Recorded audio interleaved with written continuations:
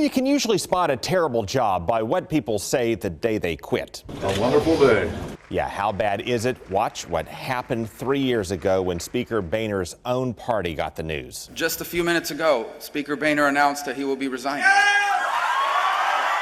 Our nation is divided, of course, by party, and the Republican Party is divided very much from within. And if you're wondering how historians may describe what Paul Ryan was up against, we did too. So we came up with a spoof documentary in the style of Ken Burns. The Republicans generally supported Trump's plan, but the Republicans wanted something more, and the Republicans wanted something less.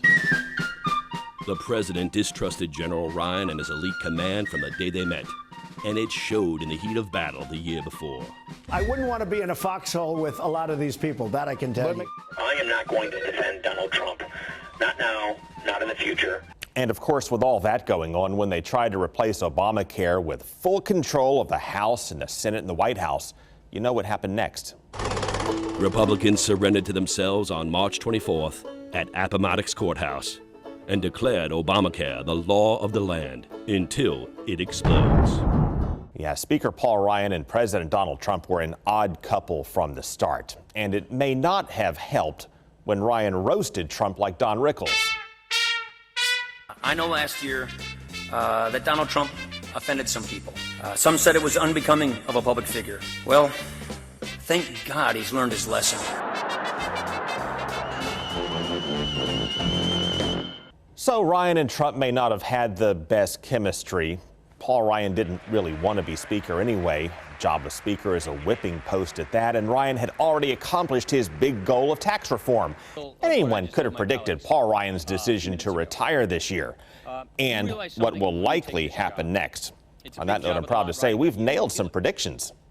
And the math is just not there for Charlie Crist. For example, we were first in the state to call the governor's race, and we called the St. Pete race for mayor for Rick Kreisman when he had been the underdog in the polls. Prediction, Mayor Kreisman will win a very close one. And we called it for Kreisman in the race before that. The next mayor of St. Petersburg tonight will be Rick Kreisman. And while nearly all the final polls showed Roy Moore pulling away with the Alabama Senate race, we correctly predicted Doug Jones would pull off the upset. Prediction, Doug Jones will pull an upset and win the race in Alabama. And in 2016, we busted the misconception that Hillary Clinton would win the White House and called it for President Trump 5 days before the election.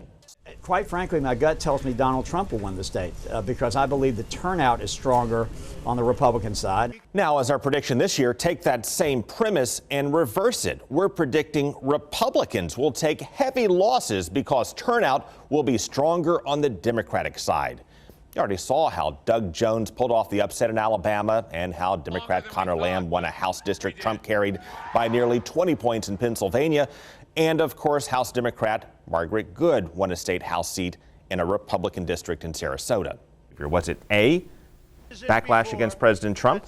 B, you had a lousy Republican opponent? Or C, Corcoran's agenda in Tallahassee? Which would it be? I think part of it is what's happening in Tallahassee. Democrats are hoping it's Tallahassee because they're also trying to win the governor's race for the first time in 20 years. And that race could go either way. And since most voters don't know who the leading candidates are, we're putting them to the test. And we'll start with the Democrats. I'll moderate the Democrats' first debate Wednesday night at 6:30 right here on Fox 13. So if you have questions or issues you'd like us to consider, connect with me on Twitter or email before we connect again on the next round of Money, Power, and Politics.